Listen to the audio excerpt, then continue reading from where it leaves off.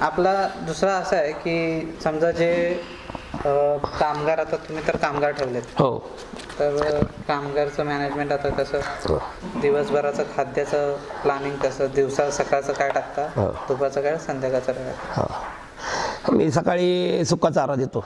सकाळी 7 वाजता सुका चारा देतो. सुका चारा पूर्ण आपल्याकडे सुक्या चाऱ्यामध्ये माझ्याकडं सोयाबीनचं भुस आहे, हरभऱ्याचं भुस आहे आणि तुरीचं भुस आहे. सोयाबीन, हरभरा आणि तूर. हे सर सगळं आपल्याला विकत घ्यायला लागलं? हो, तुरीचं भुस विकत घ्यायला लागलं. हरभऱ्याचं आणि सोयाबीनचं माझ्या घरचंच. हो, ओके.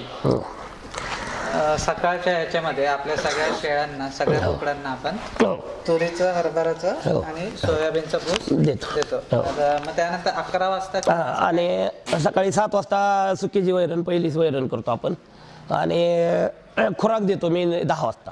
ओके. खुराक 10 वाजता खुराकामध्ये मकादाणे, गव्हाचा भुस्सा, ओके, आणि शेंगदाणा पेंड देतो. अच्छा. हां, तर एका शेळीला दर दिवशी हे तिने मिळून 250 ग्रॅमपर्यंत देतो. 250 ग्रॅमपर्यंत? हो, एका दिवशी. आणि दुपारी 11, 11:30 वाजता हिरवी वैरण होती परत, त्याच्यामध्ये तुती, मेथी घास. ओके. आणि संध्याकाळी जी 5-6 वाजता एक वैरण करतो, त्याच्यात मका आणि मारवेल गवत देतो. ओके. पण आपण जे खाद्याचं जे प्रमाण आहे ते आपलं सेल्स मॅनेजमेंट आणि आपली खरेदीचा जो खाद्य, जे आपलं खाद्याचं जे मॅनेजमेंट आहे, आपण जे विकत घेतोय बाहेरून, आणि आपलं जे सेल्स मॅनेजमेंट आहे आणि आपली खरेदीची जी प्राइस आहे, तर हे सगळं जर कॅल्क्युलेशन केलं तिने आपण, तर आपण नक्की प्रॉफिटमध्ये राहतोय का या गोष्टींमध्ये? नाही, चारा शक्यतो घरचा असावा. कारण घरच्या चाऱ्यामुळं म्हणजे खरेदीची किंमत कमी होती ना, म्हणजे नफ्याचं प्रमाण वाढतं. जर विकत चारा घेणार असेल तर तुम्हाला त्या क्वालिटीचा मिळतो का? बरोबर. जो असेल तो तुम्हाला घ्यावा लागेल. तसं स्वतःचा चारा असेल तर त्या क्वालिटीचा तुम्ही तयार करू शकताय, मुरघास करू शकताय. हायड्रोपोनिक आणि मुरघास या दोन्ही बद्दल तुमचा काय विचार?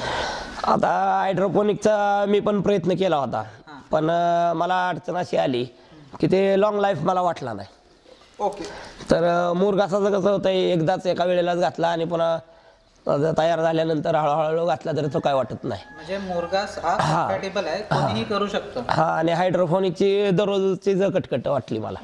तिला बुरशी लागते आणि ते ट्रे सोडायचे, ते फ्युमिगेशन करायचं, पुन्हा भरायचे, ते थोडंसं मला म्हणजे कटकटीचं वाटलं.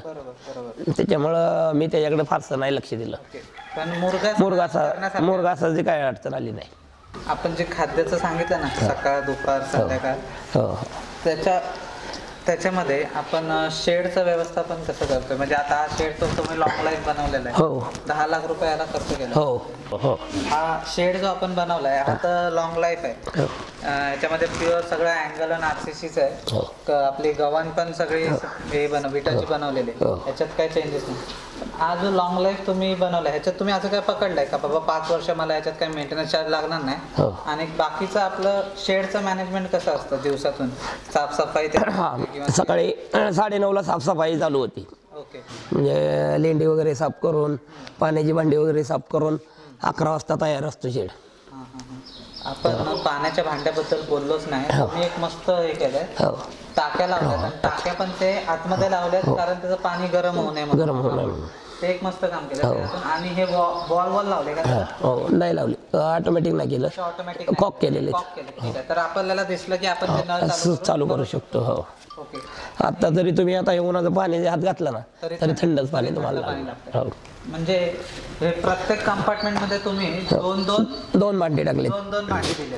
20-20 लिटरचे 2 भांडी दिले, 40 लिटर दिले. भले आपल्याला शेडची कॉस्ट जास्त वाटत असेल, पण लॉंग लाईफ केलंय मी. शेड खूप चांगलं आहे. मला वाटत नाही आता याच्यात पुढची 10 वर्ष काहीच करावं लागणार नाही. आणि पाण्याचं मला खूप आवडलं कारण ते टाकी आत घेतले ना, कारण बरेच मी शेड बघितलेत टाक्या बाहेर असतात, मग ते पाणी गरम झालं की शेळी पित पण नाही पाणी ते आत घेतल्यानंतर. आणि बाहेरच्या टाकीचा पण एक प्रॉब्लेम येतो त्यात आत शेवाळ होतं. आज शेवाळ होतो बरोबर. आता हे माझ्या टाक्या बघा इतके दिवस झाले शेवाळ झाले का अजून. ओके, त्यात शेवाळ नाही. हो अच्छा, हे पण त्याच्यात फायदा आहे, पण लक्षात ठेवण्याची गोष्ट आहे. ही जी वीट लावली आपण विटामिन काय ब्रिक्स, कसली वीट? कॅल्शियम. हा कॅल्शियम, कॅल्शियमची ही वीट, मायक्रोन्युट्रन्स आहेत त्याच्यात. तर हे एक वीट आपल्याला कितीला पडते? ही वीट 5 किलोची साधारण 600 रुपयापर्यंत पडते. 5 किलोची वीट होती? 5 किलोची होती ही 5 किलोची वीट. हो, ती 600 रुपयाच्या आसपास मिळते. अच्छा. हो. मग तुम्ही बाकीची जी औषधं असतात कॅल्शियमची, हो, ती परत ही लावल्यानंतर परत ते पण देतात? हो, ते देतो की. त्याचं तुमचं मॅनेजमेंट कसं आहे कॅल्शियमच्या? आता साधारण महिन्यातले पहिले 10 दिवस जे 1 ते 10 तारखेपर्यंत मी कॅल्शियम आणि AD3C विटॅमिन देतो. आणि दुसऱ्या महिन्यात बी कॉम्प्लेक्स देतो. तिसऱ्या महिन्यात मी लिव्हर टॉनिक देतो. अच्छा, म्हणजे हे तिन्ही ज्या गोळ्या सांगितल्या ते कॅल्शियमच्याच आहेत? हो. अच्छा, म्हणजे फक्त बदलून देतो. बुकवाडीची देतो एकदा, बऱ्याच ठिकाणी ऐकलं लिव्हर टॉनिक एकदा देतो. ग्रोथ. हे पण एक चांगली गोष्ट आहे की दर महिन्याला आपण कॅल्शियमचं जे औषध आहे ते चेंज करून देतो. आणि दुसरं जे रेग्युलर औषध तुम्ही वापरताय ते कसलं आहे? रेग्युलर ब्रोटॉन म्हणून लिव्हर टॉनिकच आहे. ब्रोटॉन म्हणून आहे ते. ग्रोथ प्रमोटर पण आहे आणि लिव्हर टॉनिक पण आहे. लिव्हर टॉनिक त्याने म्हणजे भूक वाढते आणि लिव्हरचं पण कार्य व्यवस्थित चालू होतं. मला वेट वाढण्यासाठी तुम्ही आतापर्यंत काय वापरताय? वेट वाढण्यासाठी ब्रोटॉनचाच फार उपयोग होतो. लिव्हर टॉनिकचा? हो. ते म्हणजे भूक वाढल्या आणि ग्रोथ प्रमोटर पण आहे.